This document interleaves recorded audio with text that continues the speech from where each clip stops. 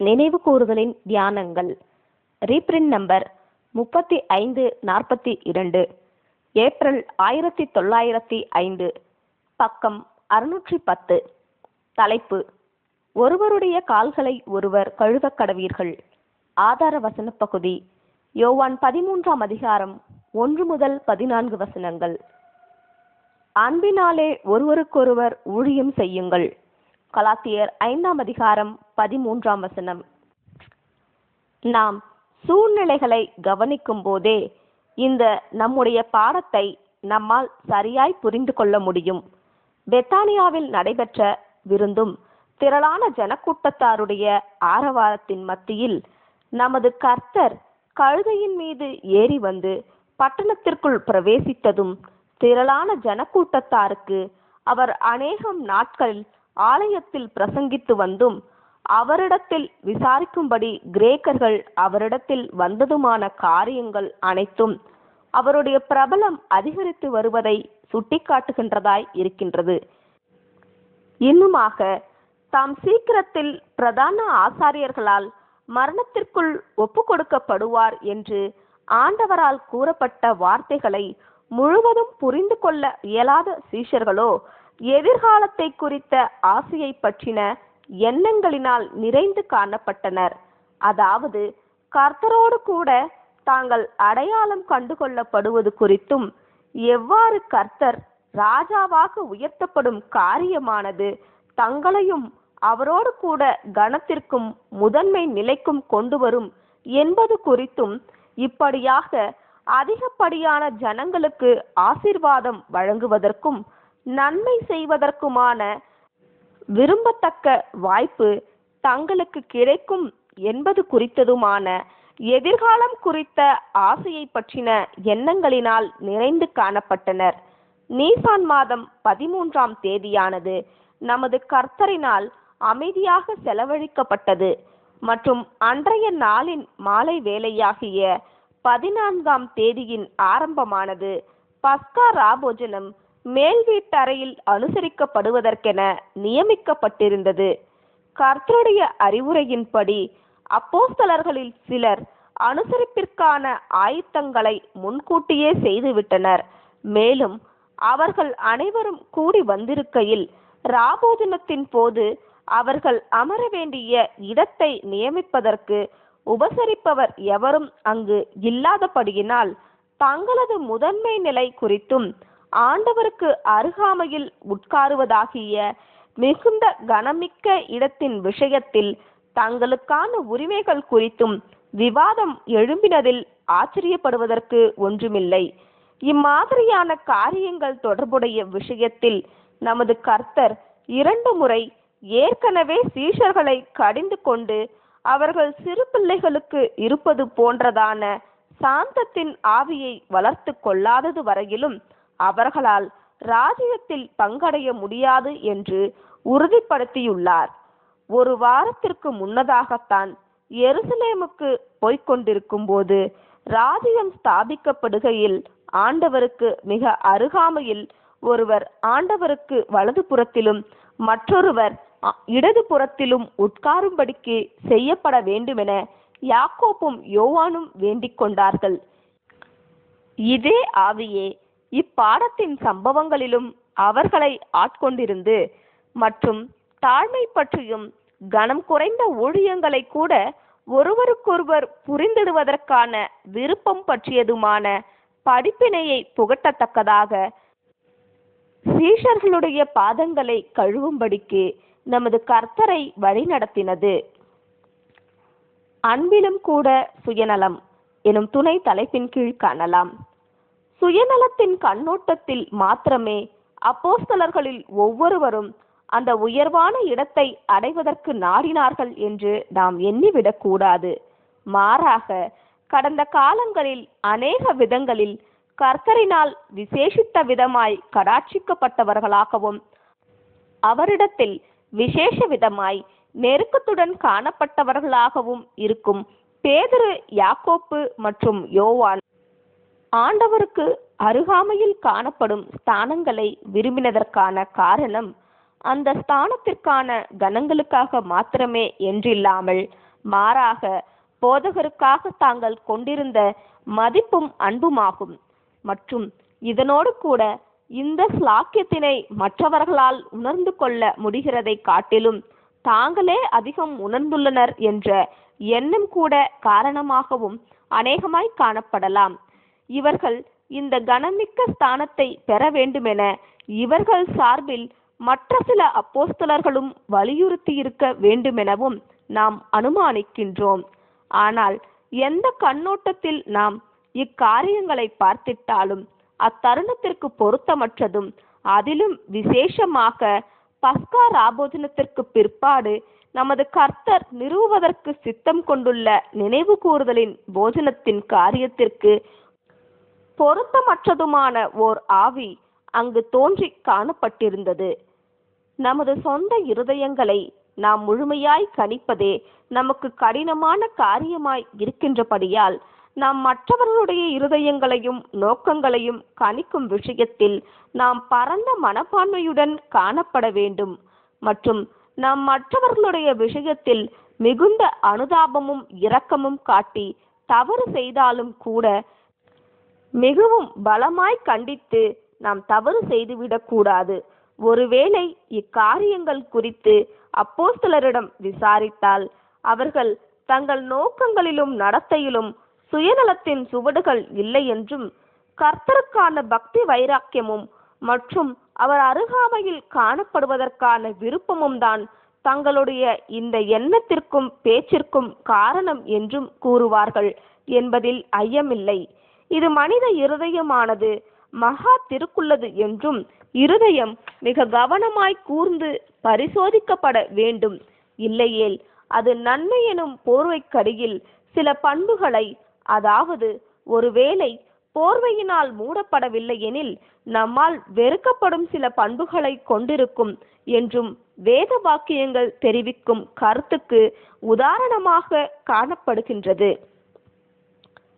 இந்த காரியத்திற்கு மற்றொரு உதாரணமாகவும் இப்படிப்பினையை நாம் அனைவரும் தனிப்பட்ட விதத்தில் நமக்கு செயல்படுத்தி கொள்ளுவதற்கு உதவியாகவும் நாம் ஸ்காட்ச் நாட்டு ஊழியக்காரனாகிய ஹொரேட்டியஸ் போனர் அவர்கள் மரிப்பதற்கு கொஞ்சம் காலம் முன்னதாக தெரிவித்திட்ட கனவு ஒன்றை முன்வைக்கின்றோம். இவர் தன்னுடைய கனவில் தன்னுடைய பக்தி வைராக்கியத்தை அதிக அளவு எடையுள்ள பொட்டலமாக கண்டார். சில தூதர்கள் வந்து அதை எடையிட்டு பார்த்து அதிக எடை இருக்கிறது என்றும் 100 பவுண்டு எடை என்றும் கூறினார்கள். இந்த அறிக்கையின் நிமித்தம் இவர் தன்னுடைய கனவில் மிகவும் திருப்தி கொண்டிருந்திருக்கிறார். அடுத்த கட்டமாக தூதர்கள் இவரது பக்தி வைராக்கியத்தை பகுதிகளாக பிரித்து ஆராய முற்பட்டார்கள். இவரது பக்தி வைராக்கியத்தை தூதர்கள் உலோகங்களை உருக வைக்கும் ஒரு மட்பாத்திரத்தில் போட்டு பல்வேறு விதங்களில் அதை பரீட்சித்து பின்னர் பரீட்சையின் முடிவுகள் பின்வருமாறு அறிக்கையிட்டனர்.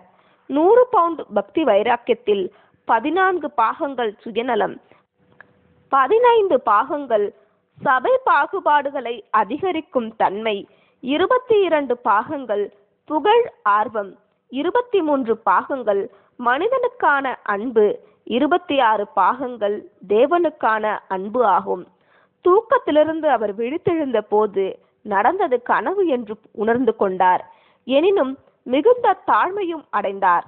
மற்றும் சந்தேகத்திற்கு இடமின்றி இந்த கனவின் மூலம் ஜீவியம் முழுவதும் நன்மை அடைந்தவராக இருந்தார். இந்த கனவானது நம்முடைய வார்த்தைகள், எண்ணங்கள் மற்றும் கிரியைகளுக்கு பின்னால், அதிலும் விசேஷமாக கர்த்தர் மற்றும் சகோதரருக்கான நம்முடைய ஊழியங்களுக்கு பின்னால் காணப்படும் நோக்கங்களை நாம் கவனமாய் ஆராய்ந்து பார்த்திட வழிநடத்தும் விஷயத்தில் அந்த ஸ்காட்ச் நாட்டு ஊழியக்காரனுக்கு இருந்தது போன்று நமக்கு நன்மையாகவே காணப்படும். நமது பாடத்தினுடைய முதலாம் வசனமானது நமது கர்த்தருடைய அன்பே தம்முடையவர்களின் விஷயத்திலான அவரது அனைத்து நடவடிக்கைகளுக்குமான அடிப்படையாக இருக்கின்றது எனும் காரியத்திற்கு கவனத்தை திருப்புகின்றதாய் இருக்கின்றது.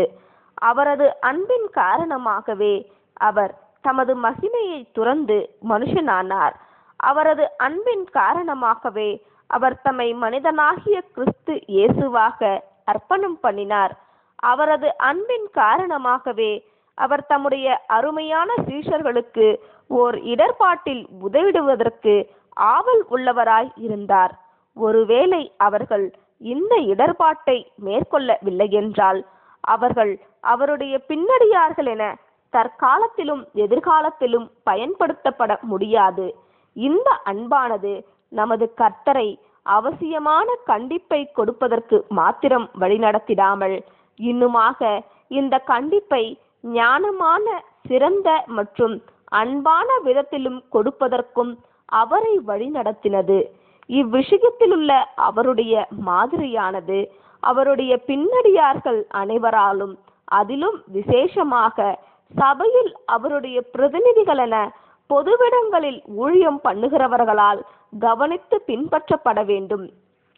ஒருவேளை இத்தருணத்தின் போது நமது கர்த்தரும் அவருடைய சீஷர்களும் ஏதேனும் விருந்தளிப்பவரினால் விருந்தாளியாக அழைக்கப்பட்டிருந்திருப்பார்களானால் அவர்களது பாதங்களை கழுவுவதற்கு சில வேலையாட்களை அனுப்புவது விருந்தளிப்பவரின் கடமையாக இருந்திருக்கும். இப்படி பாதங்களை கழுவுவது அந்நாட்டின் வழக்கமாகவும் சௌகரியத்திற்கு ஆறுதலுக்கு அவசியமானதாகவும் காணப்பட்டது. அக்கால பாதரட்சைகளின் வடிவங்கள் காரணமாக சாலையின் புழுதி பாதங்களை அழுக்காக்குகின்றன மற்றும் ஒவ்வொரு பிரயாணத்திற்கு பின்பும் பாதங்கள் கழுவப்படுவதற்கான அவசியத்தையும் ஏற்படுத்தியது. இன்னுமாக இப்படியான ஓர் அனுசரிப்பின் தருணத்தின் போது கழுவுதல் குறிப்பாய் அவசியமாய் இருந்தது. கர்த்தரும் சீஷர்களும் விருந்தாளிகளாக இல்லாதபடியினாலும் மேல் வீட்டறையை மாத்திரம் பெற்றிருந்தபடியாலும் தங்கள் பாதங்களை கழுவுவதற்கு எந்த வேலையாட்களையும் பெற்றிராதபடியினாலும் இம்மாதிரியான சூழ்நிலையில் கூடினவர்களில் ஒருவர் மற்றவருக்கான இந்த கனமற்ற வேலையை புரிய வேண்டும் என்பது கடமையாகவும் மற்றும் வழக்கமாகவும் இருந்தது. நாம் சற்று முன்பு பார்த்தது போன்று சீஷர்களின் இருதயங்களில் போட்டி மனப்பான்மையின் ஆவியானது மேலோங்கி காணப்பட்டது மற்றும் இந்த கனமற்ற வேலையை புரிவதற்கு எவரும் முன்வரவில்லை. மற்றும் சீஷர்கள் மத்தியில் கர்த்தர் எவரையும் வேலையாட்களாக நியமிக்காததால் சீஷர்கள் தங்களுக்குள் யாரையாக்கிலும் இவ்வேலையை புரிவதற்கு வற்புறுத்தவும் இல்லை. இவ்வேலையின் காரியமானது சரியாக புரிந்து கொள்ளப்பட்டு மற்றும் உணர்ந்து கொள்ளப்பட்டால் மற்றவருக்காக இந்த வேலையை புரிவதற்கான மாபெரும் வாய்ப்பு சீஷர்கள் மத்தியில் சிலருக்கு கிடைத்திருக்கும். எத்தகைய ஒரு வாய்ப்பினை இழந்து விட்டனர். அனுகூலமான வாய்ப்பு இழந்து போகப்பட்டது எனும் துணை தலைப்பின் கீழ் காணலாம். இந்த வாய்ப்பினை பயன்படுத்தி இவர்களுக்காக சீஷர்களில் எவரேனும் பணிவிடைக்காரனாகிக் கொள்கின்றானா அல்லது இல்லையா என்று காணத்தக்கதாக நமது கர்த்தர் காரியத்தை அமைதியாக விட்டுவிட்டார். போஜனம் பரிமாறப்படுவது வரையிலும் கர்த்தர் காத்திருந்தார். போஜனம் பண்ணி முடித்த பிறகு அல்ல, மாறாக போஜனம் பரிமாறி முடிவது வரையிலும் கர்த்தர் காத்திருந்தார். பின்னர் கர்த்தர் பந்தியை விட்டு எழுந்து மேல் வஸ்திரங்களை கழற்றி வைத்து ஒரு சீலையை எடுத்து அறையிலே கட்டிக்கொண்டார். அதாவது உள்வஸ்திரங்கள் வேலை புரியும் போது இடைஞ்சலாக இராதபடிக்கு அறையிலே கட்டிக்கொள்ளும் கச்சையை இறுக்கமாக கட்டிக்கொண்டார். இப்படியாக கர்த்தர் செய்வதையும் படுக்கையிலிருந்து நீட்டிக்கொண்டு காணப்படும் அப்போஸ்தலர்களின் பாதங்களிடத்திற்கு ஒன்றன் பின் ஒன்றாக கர்த்தர் கடந்து போவதையும் அப்போஸ்தலர்கள் கவனித்த போது அவர்கள் திகைத்து போயிருப்பதை நம்மால் நன்கு கற்பனை செய்து பார்க்க முடிகின்றது. நாம் பாதங்கள் கழுவும் முறையிலிருந்து அவர்களது முறை வித்தியாசமாய் இருந்தது. பாதங்கள் கழுவப்பட்டு தேய்த்து அலம்பி கழுவப்படுவதற்கென்று பாத்திரத்திலிருந்து தண்ணீர் கொஞ்சம் கொஞ்சமாக பாதங்கள் மீது ஊற்றப்படுகையில் அழுக்கான தண்ணீர் வட்டமான விளிம்புள்ள தாம்பாளத்தில் விழுகிறது. நமது கர்த்தர் செய்திட்ட காரியத்தின் நிமித்தம் அப்போஸ்தலர் மிகவும் ஆச்சரியம் அடைந்திருந்தனர் என்பதில் உறுதியே. மற்றும் அவரது செய்கை அளித்திட்ட கண்டனத்தை அவர்கள் உணர்ந்து கொண்டபடியினால் என்ன சொல்ல வேண்டுமென்று அறியாமல் இருந்தனர். ஆகவே பேதுருவின் பாதங்களை கர்த்தர் கழுவ வருவது வரையிலும் அமைதியே நிலவியது. பேதுரு வினோதமான குணலட்சணங்களின் கலவையை பெற்றிருந்தவராக காணப்பட்டார். இந்த கலவையில் பகுதி குணலட்சணங்கள் மிகவும் நல்லவைகளாக காணப்பட்டன. ஆண்டவரே, நீர் என் கால்களை கழுவலாமா என்று கூறி கர்த்தர் தனது பாதங்களை கழுவுவதற்கு பேதுரு மறுப்பு தெரிவித்தார். அதாவது, ஆண்டவரே, மிகவும் பெரியவரான நீர் ஏழை மீனவனாகிய எனக்கு பணிவிடை புரிவது சரியல்ல என்ற விதத்தில் பேதுரு கூறினார். ஆனால் நமது கர்த்தரோ இக்காரியத்தை குறித்து பேதுரு முழுமையாய் புரிந்து கொள்ளவில்லை என்றாலும் தாம் அனைவருடைய பாதங்களையும் கழுவின பிற்பாடு இக்காரியத்தை பேதுருவுக்கு விளக்குவதாக பதிலளித்தார். பேதுருவின் இரண்டாம் வார்த்தைகளோ முதல் போன்று பாராட்டத்தக்கதாய் இருக்கவில்லை. பேதுரு அவரை நோக்கி, நீர் ஒரு காலம் என் கால்களை கழுவப்படாது என்றார். தான் ஒரு சீஷன் மற்றும் கர்த்தர் போதகர் என்பதை, அதாவது தான் கீழ்ப்படிய வேண்டுமே ஒழிய ஆணையிடக்கூடாது என்பதை உணர்ந்து கொள்வதற்கு பேதுருவுக்கு கடினமாய் இருந்தது. ஆனால் நான் உன்னை கழுவாவிட்டால் என்னிடத்தில் உனக்கு பங்கில்லை என்ற கர்த்தருடைய பதிலானது பேதுருவினுடைய உணர்ச்சி வசப்படும் சுபாவத்தின் சிறந்த பாகத்தை உடனடியாக வெளிக்கொண்டு வந்தது.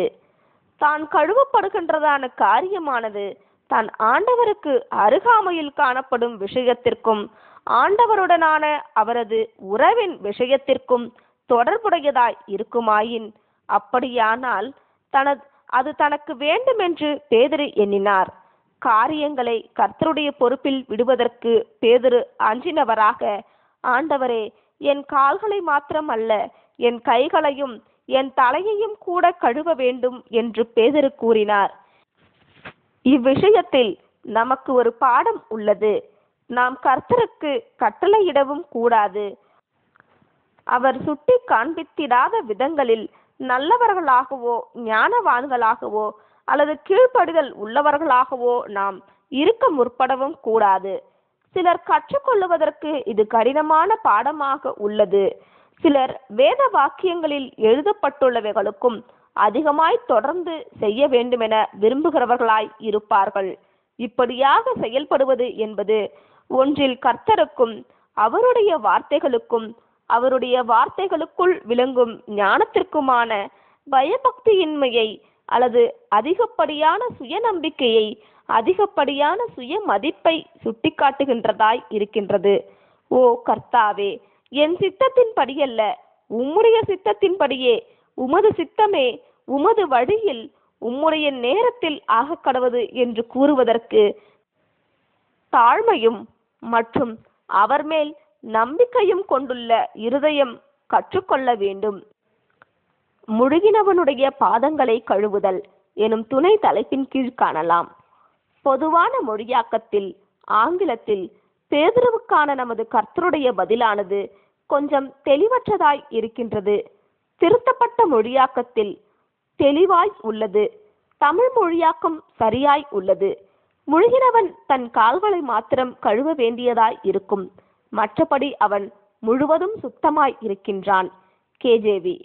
குளித்து விட்டவர் தம் கால்களை மட்டும் கழுவினால் போதும். திருவிவிலிய மொழியாக்கம். பஸ்கா காலத்தின் ஆரம்பத்தில் அசுசிகள் அகற்றப்படத்தக்கதாக யூதருடைய வழக்கத்தின்படி அவர்கள் அனைவரும் சரியாய் குளித்திருந்தனர். ஆகவேதான் அவர்கள் குளித்தவர்களாய் காணப்படுவதினால் அவர்களின் பாதங்கள் அலம்பப்பட, அதாவது பூமியோடு தொடர்பு கொண்டிருந்த அவசியத்தை மாத்திரம் இப்பொழுது கழுவ வேண்டும் என்று கர்த்தர் கூறினார். ஆகிலும் எல்லாரும் அல்ல என்று யூதாசை குறித்து கர்த்தர் குறிப்பிட்டார்.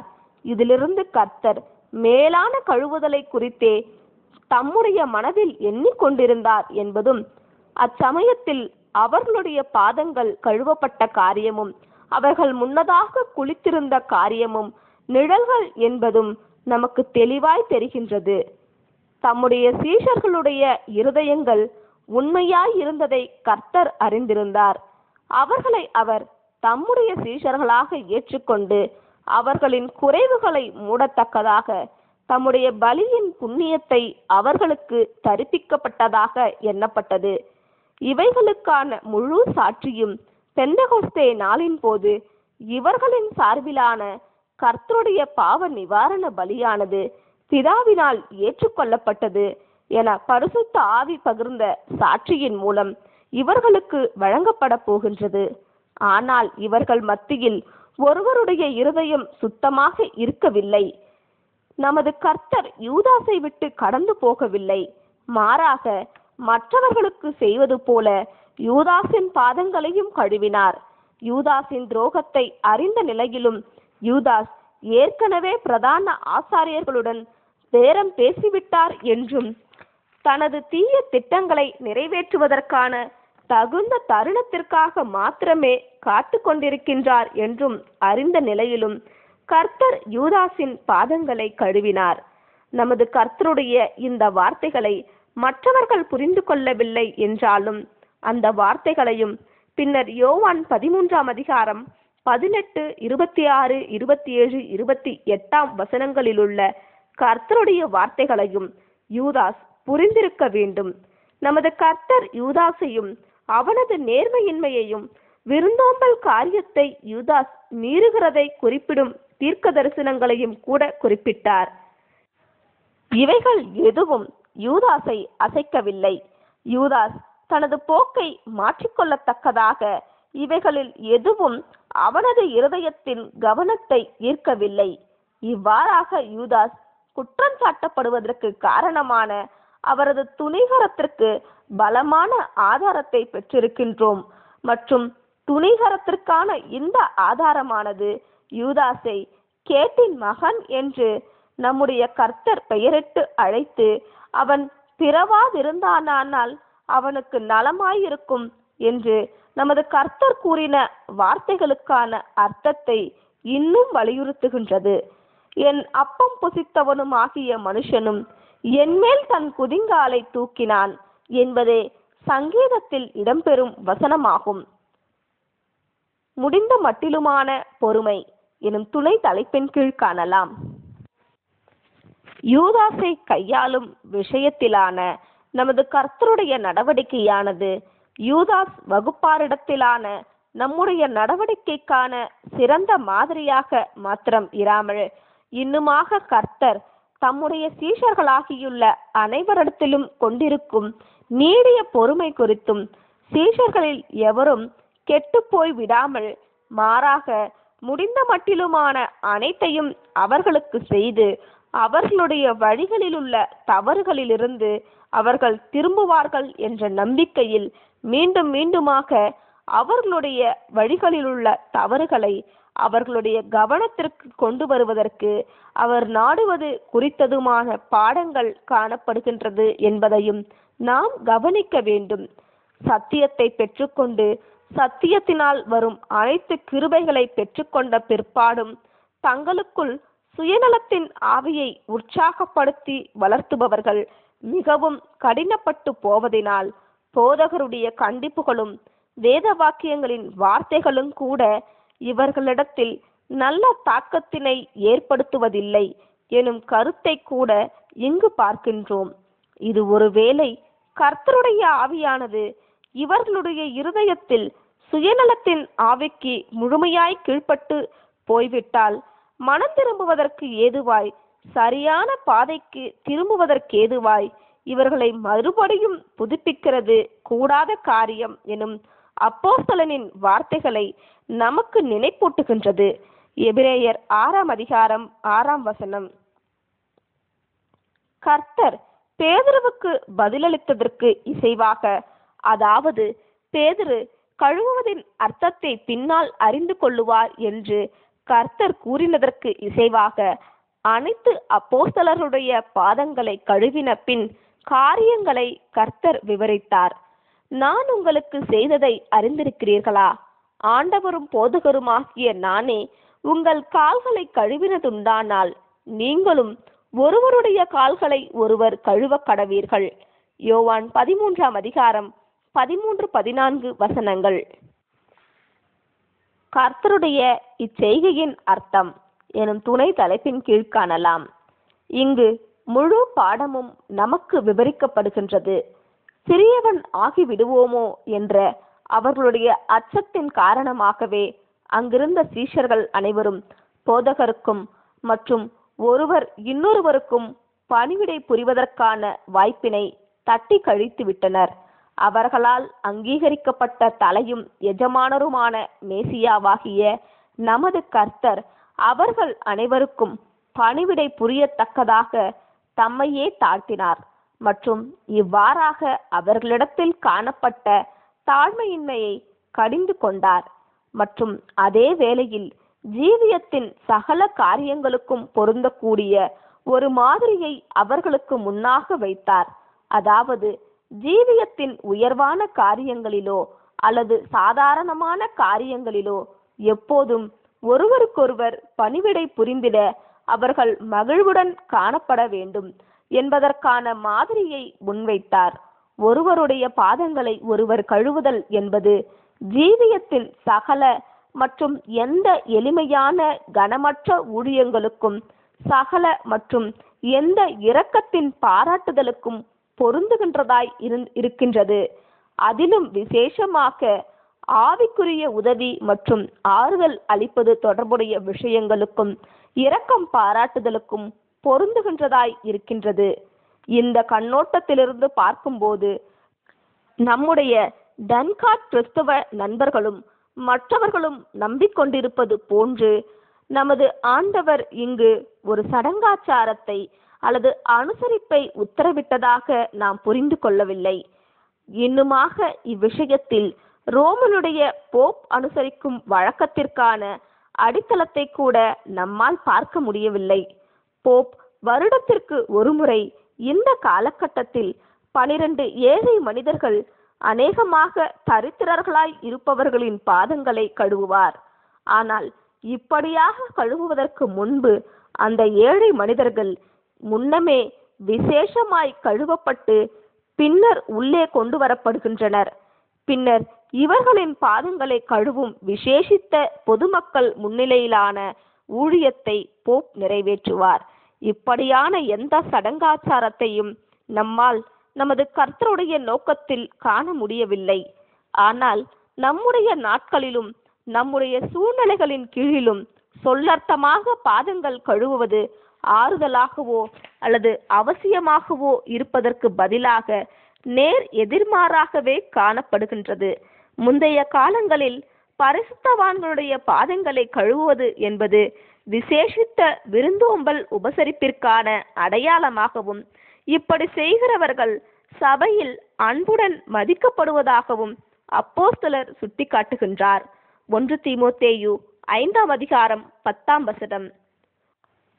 ஒருவரையொருவர் ஆறுதல் படுத்துவதற்கும் புத்துணர்வு அடைய செய்வதற்கும் தேற்றுவதற்கும் ஜீவியத்தின் சில எளிமையான காரியங்களில் ஒருவருக்கொருவர் உதவி செய்திடுவதற்கும் அல்லது இனிமையற்ற சில கடமைகளை, அனுபவங்கள் அல்லது ஜீவியத்தின் பரீட்சைகள், சோதனைகள் தொடர்புடைய விஷயத்தில் ஒருவருக்கொருவர் உதவி செய்திடுவதற்கும் நமக்கு எத்தனை ஆசீர்வாதமான வாய்ப்புகள் உள்ளன. நமது பாடத்திற்கான ஆதார வசனம் தெரிவிக்கின்ற பிரகாரம் நாம் அன்பினாலே ஒருவருக்கொருவர் ஊழியம் செய்ய வேண்டுமே ஒழிய கடமைக்காக சம்பிரதாயமாக ஊழியம் செய்யக்கூடாது.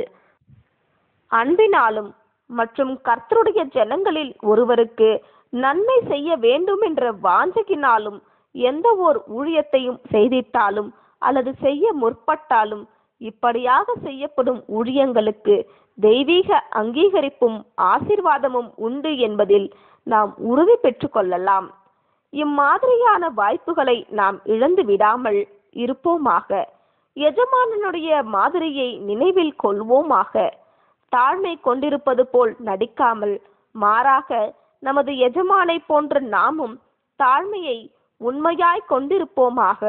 அதாவது நம்முடைய தொடர்புக்குள் வரும் அனைவருக்கும் நாம் இரக்கம் பாராட்டவும் பணிவிடை செய்யவும் அனுமதிக்கும் தாழ்மையை, அதிலும் விசேஷமாக தேவையில் காணப்படுபவர்கள் கர்த்தருடைய சரீரமாக்கிய சபையின் அங்கத்தினர்களாக இருக்கும் பட்சத்தில் அவர்களுக்கு ஊழியம் புரிவதற்குரிய ஸ்லாக்கியத்தில் மகிழ்ச்சி கொள்ளும் தாழ்மையை உண்மையாய் கொண்டிருப்போமாக. முழுகினவன் தன் கால்களை மாத்திரம் கழுவ வேண்டியதாய் இருக்கும் என நமது கர்த்தர் சீஷர்களிடத்தில் தெரிவித்தது போலவே, நீதிமானாக்கப்பட்ட மற்றும் அர்ப்பணம் பண்ணப்பட்ட அவரது சரீரத்தின் அங்கத்தினர்கள் அனைவரும் ஏற்கனவே குளித்துவிட்டனர் மற்றும் மறுஜென்ம முழுக்கு பெற்றுவிட்டனர் மற்றும் தங்களுக்காக சொல்லப்பட்ட உபதேசத்தின் மூலம் சுத்தமாய் இருக்கின்றனர். யோவான் 15:3. இப்படியாக சுத்தமாக்கப்பட்டு பரிசுத்தமாக்கப்பட்டாலும் நாம் உலகத்துடன் தொடர்புக்குள் இருப்பது வரையிலும் நாம் பூமிக்குரிய அசுசியினால் அசுத்தப்படுவதற்கு ஏதுவாகவே இருக்கின்றோம். ஆகவே ஒவ்வொருவனும் தனக்கானவைகளை நோக்கி பார்ப்பதற்கு மாத்திரம் அல்லாமல் ஒருவருக்கொருவர் பூமிக்குரிய அசுசிகளை அப்புறப்படுத்துவதற்கு உதவிடுவதும், இப்படியாய் சகோதர சகோதரிகளுக்கு ஊழியம் புரிவதும், சகோதர சகோதரிகளின் பலவீனங்களில், சோதனைகளில், மாம்சத்தின் பூரணமின்மைகளில் உதவிடுவதும், சகோதர சகோதரிகள் ஜெயங்கொள்ளுபவர்கள் ஆகும்படி உதவிடுவதும் விசேஷமாய் அவசியமாய் உள்ளது. இப்படியான விதங்களில் நாம் பரிசுத்தவான்களின் பாதங்களை கழுவி மாம்சத்திலும் ஆவியிலும் உண்டான எல்லா அசுசியும் நீங்க சுத்திகரித்து கொண்டு பரிசுத்தமாகுதலை தேவ பயத்தோடே பூரணப்படுத்தும் மாபெரும் வேலையில் ஒத்துழைக்கிறவர்களாக இருப்போம். 2 கொரிந்தியர் 7:1. ஆமேன்.